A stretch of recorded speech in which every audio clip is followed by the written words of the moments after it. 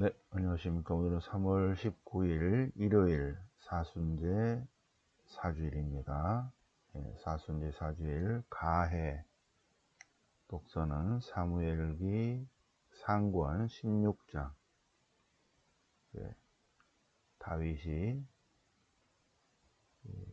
이스라엘의 임금으로 기름 부음 받는 그런 내용입니다. 사무엘이 다윗에게 기름을 붓는 내용입니다. 자, 시편은 시편 23편. 우리가 짧은 내용인데 다 외우고 계시죠? 주님은 나의 목자, 아쉬울 것 없으라. 이 새벽 성경 강의가 끝나면, 새벽반 강의가 끝나면 여러분들은 꼭 이 말씀 노트에 시편을 꼭 적으시기 바랍니다. 그래서 작은 말씀 노트와 약간 큰 말씀 노트 두 개 이렇게 새로 제작했으니까 스프링 노트로 내일 다 받으러 오시기 바랍니다. 이 독서는 에페소서 5장, 에페소서 5장. 빛의 자녀답게 살아가십시오. 빛에 대해서 얘기하고 있고, 복음도 나는 세상의 빛이다. 요한복음 9장 태생소경을 치유하신 예수님, 7개의 표징 중에서 요한복음 9장 6번째 표징이죠. 네. 자, 그러면 성경 본문 보실까요? 사무엘기 상권 16장. 다윗에게 기름을 붓게 합니다. 주님께서 사무엘에게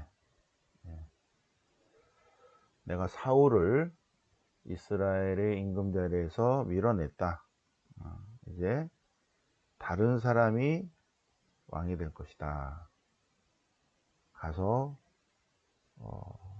축성을 해라. 하느님의 예언자가 왕에게 기름을 붓습니다. 기름을 부으면 기름을 받겠죠, 그죠? 기름 받은 자, 기름 발리온 자. 기름 발리온 자가 메시아예요, 메시아. 그래서 그걸 히라보로 번역하면 기름 발리온 자 그리스도입니다, 그리스도. 그리스도의 말뜻은, 메시아와 그리스도의 말뜻은 기름 발리온 자예요, 기름 발리온 자. 자, 그래서 주님의 명령을 받고 사무엘이 이제 사울을 이스라엘 임금 자리에서 이제 내치셨죠. 그리고 베들레헴으로 보내서 이사이의 아들 중에서 임금이 될 사람 하나를 주님께서 보아두셨는데, 가서 제사 지낸다 그러고 이사이를 제사에 초청을 해서 아들을 데려오라. 그리고 그에게 기름을 부어라 하시는 것입니다. 그래서 사무엘이 이사이와 그의 아들들을 제사에 초청한 다음에 아들을 다 불러오시오. 그래서 1번 아들 엘리압, 2번 아들 아비나답, 뭐 삼마 이렇게 쭉 불렀는데 7명이 왔지만 주님께서 아니다 하는 거예요. 아들이 8명인데 또 없어요. 막내가 있는데 걔는 너무 어리고 지금 양치고 있습니다. 사무엘이 이사이에게 데려오라. 그러니까 사람을 시켜서 데려왔죠. 그래서 주님께서 노미나시오, 지명한 것입니다. 바로 이 아이다. 기름을 부어라. 그래서 사무엘은 기름이 담긴 뿔을 들고 형들 가운데서 그에게 기름을 부었다. 다윗에게 기름을 부었다. 이 기름은 들기름이나 참기름이 아니라 올리브 기름입니다. 다윗에게 기름을 부었다. 그래서 다윗은 기름 부음 받은 자가 되는 거죠. 기름 부음 받은 자. 기름 발리운 자는 사제, 예언자, 그리고 왕. 세 사람입니다. 사제이거나 주님의 예언자이거나 또 왕입니다. 이스라엘의 왕.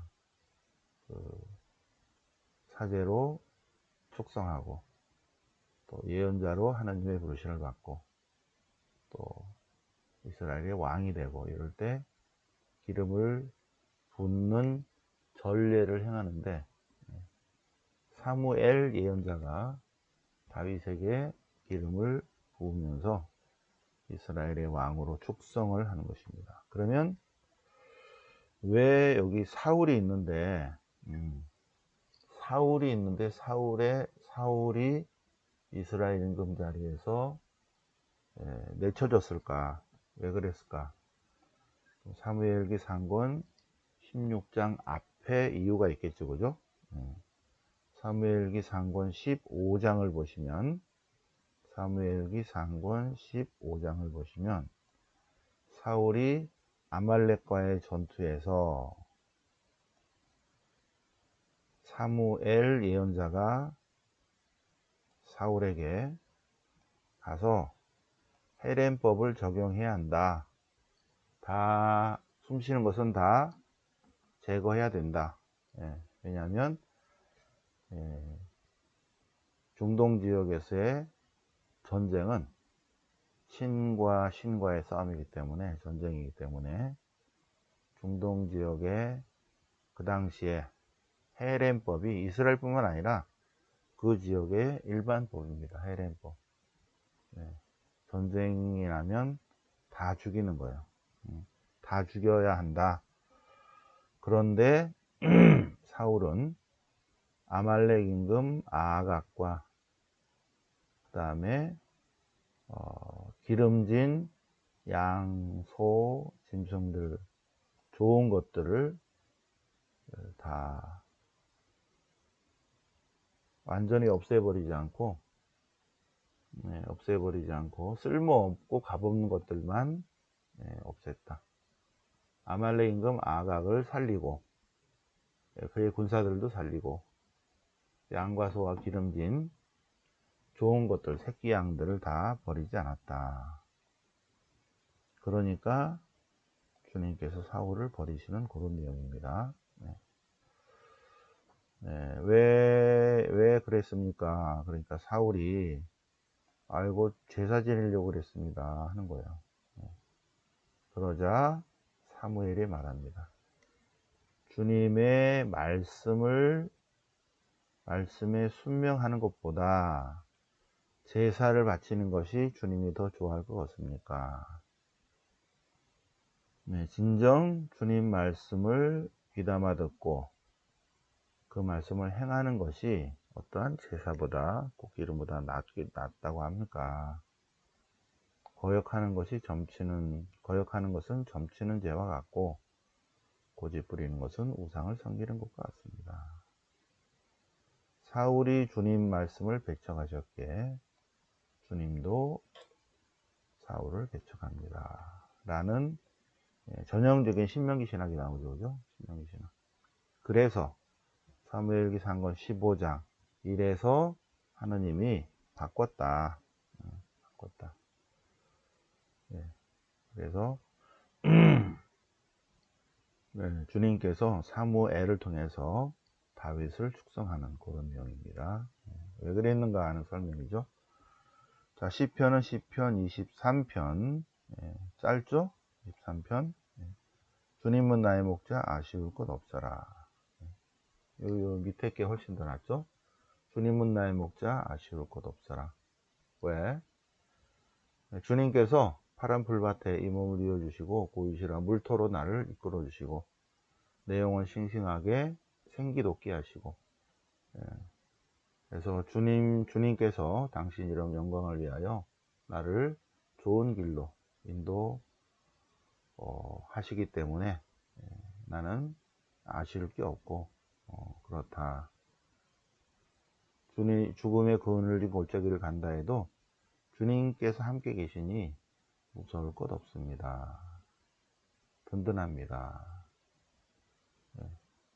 주님은 나의 목자, 아쉬울 것 없어라. 늘 주님과 함께 있다고 늘 주님의 현존을 체험하는 사람은 삶 안에서 두려울 게 없겠죠, 그죠? 두려움이. 자, 빛의 삶을 살 것입니다. 자, 에페소서 5장. 에페소서 5장. 자, 그러면 에페소서 5장. 바울 사도가 에페소인들에게 보낸 편지인데, 자, 첫 번째 데살로니가 1서, 두 번째 갈라티아서, 고린도 1서, 필리피서, 빌레몬서, 고린도 2서, 로마서가 아니잖아. 7개가 아니죠. 그러니까 에페소서는 바울 사도가 쓴 것이 아니다. 예. 제자나 아니면 제자 단위나 교회가 사목적 이유로 쓴 바울의 이름으로 보낸 편지다. 그래서 너무 심각하게 볼 필요 없다. 참고한다 그냥. 빛의 자녀에 대한 내용이 에페소서 5장에 나옵니다. 허황된 말을 하는 사람이 있습니다. 허황된 말, 거짓말, 거짓 선전선동하는 그런 콩사탕들과 상종하지 마시오. 그런 어두움들과 절대로 만나지 마시오. 참 그리스도인은 빛의 자녀답게 살아가야 됩니다. 빛의 자녀답게. 밝혀지는 것은 모두 빛입니다. 어두움은 자꾸 감추려고 합니다. 그래서 참된 그리스도인은 잠에서 깨어나야 하고 일어나야 한다. 그래서 그리스도께서 빛을 비추어 주시고 영광스럽게 할 것입니다. 빛의 자녀답게 살아가야 합니다. 그래서 오늘 독서가 독서 시작, 독서, 이독서 끝났음. 그런데 아쉬우니까 그 뒤에 하나 더 보면 18절 술에 취하지 마십시오. 술에 취하지 마십시오. 오히려 성령에 취하십시오. 성령 충만하십시오. 그리고 또 여기 나오죠. 시편을 읽고 시편을 계속 읽고 515년 제2성전 때는 토라가 아직 완성되지 않았잖아요. 독서가 없었죠. 독서 이런 게 없어요. 구약 성경도 없고 또 515년에는 신명기계 문헌 정도가 있을까요? 그것도 아직 완성되지 못한 신명기겠죠. 그 정도밖에 없기 때문에 515년 제2성전 시대에는 시편이 거의 정리가 된 상태입니다. 물론 100년 후에 최종적으로 되지만 그래서 시편과 찬미가와 영광을 답하고 그분을 찬양하고 항상 감사드리십시오. 감사. 그래서 이 감사 노트죠, 이것이. 그죠? 감사 일기장인데 여러분들 요 말씀 노트에 시편도 쓰시고요. 매일 저녁 하루를 마무리하면서 감사할 수 있는 내용 3줄 정도 쓰도록 하겠습니다. 자, 요한복음 9장입니다. 요한복음 9장. 자, 태생소경의 치유입니다. 예수님의 표징. 예수님께서 길을 가시는데 태어날 때부터 눈먼 사람이 있었어요. 그러니까 제자들이 주님, 스승님, 누가 죄를 지어서 저 사람이 눈먼 사람으로 태어났습니까? 저 사람이 죄를 졌습니까? 아니면 그의 부모가 죄를 졌습니까? 예수님께서 하느님의 영광이 드러나기 위해서 그렇게 된 거다 하십니다. 우리가 살아가면서 많은 고통이 있을 수 있죠. 삶의 고통. 삶의 고통. 이 눈먼 사람도 굉장히 고통스러운 삶이죠. 그죠? 우리가 살아가면서 많은 고통이 있는데, 그것이 한 크게 세 가지 정도로, 하나는 자기가 욕심을 부려서 그것 때문에 받는 고통이 있습니다. 욕심을 안 부렸으면 안 그럴 텐데, 자기 삶에 오는 여러 가지 고통이 자기의 무질서한 애착, 탐욕 때문에, 욕심 때문에 그럴 수 있다. 두 번째, 자기하고는 전혀 상관없이 주변 환경 때문에, 구조적인 모순 때문에 그럴 수 있다. 6.25 전쟁이나 코로나 사건이나 이런 걸로. 나하고는 상관없이 주변의 환경 때문에 고통받는 게 있죠. 그죠? 세 번째는 바로 이것입니다. 하느님의 영광 때문에 그렇게 된다. 하느님의 영광. 그리고 우리의 구원 때문에 하느님이 그렇게 만드신 것일 수 있다. 여기도 마찬가지로 태어나면서부터 눈먼 사람이 본인의 죄나 부모의 죄가 아니라 하느님의 영광이 이제 드러나려고 그렇게 된 것이다 하는 것입니다. 그러면서 예수님께서 그를 치유하시죠. 진흙으로 개어서 눈에 바르신 다음 가서 씻어라. 그래서 그가 씻고 보게 되었다. 그가 가서 씻고 보게 되었다. 그래서 그가 전에 거지였던 사람인데 저 사람이 거지 아니야? 그 사람이다. 아니다. 그 사람이다. 아니다. 근데 본인이 뭐라고 그래요? 내가 바로 그 사람이요. 내가 바로 거지였던 사람이고 눈먼 거지였는데 예수님이라는 분이 나를 고쳐줬다. 바리사이들이 전에 눈이 멀었던 이제 눈 뜬 사람을 바리사에게 데려가서 어떻게 눈을 뜨게 됐어? 예수님이라는 분이 해줬습니다.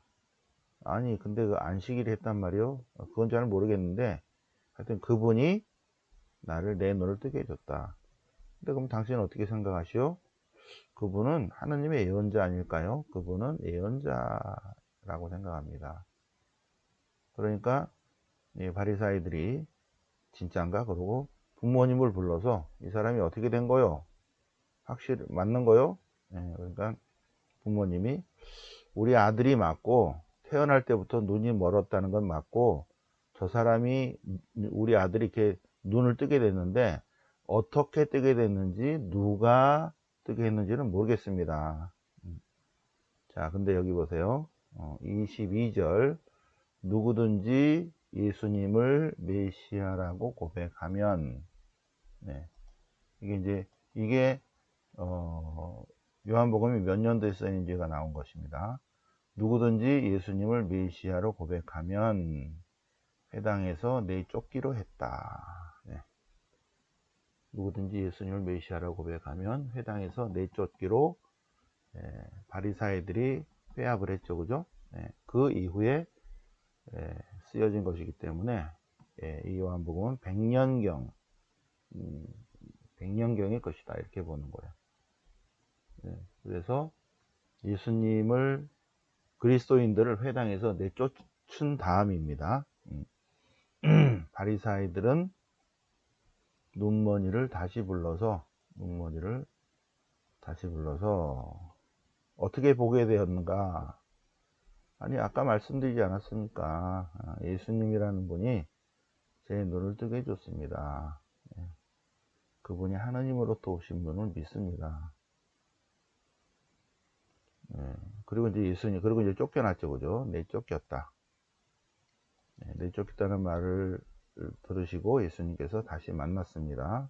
너는 사람의 아들을 믿느냐? 요 사람의 아들은 묵시문학적 표현입니다. 오시기로 된 메시아. 묵시문학에 나오는 표현입니다. 믿습니다. 메시아를 고백합니다. 39절 나는 세상을 심판하러 왔다. 보지 못하는 일을 보게 하고 본다고 하는 사람을 눈먼 자가 되게 하려고 왔다. 나는 보고 있다. 그런데 사실은 영적으로 눈먼 사람이고 눈이 멀었다. 그러나 영적으로 눈뜬 사람도 있다. 자, 오늘 사순제 4주일을 맞아서 사순제 사주를 봐서 빛에 대해서 빛의 삶, 빛나는 삶, 은총의 삶, 축복의 삶, 일독서 사무엘기 상권 16장, 그리고 시편 23편 주님은 나의 목자, 그리고 에페소서와 요한복음을 통해서 오늘 묵상을 해보셨습니다. 영광이 성부와 성자와 성령께 평안과 지지 항상 영원히 아멘. 성부와 성자와 성령 이름으로 아멘.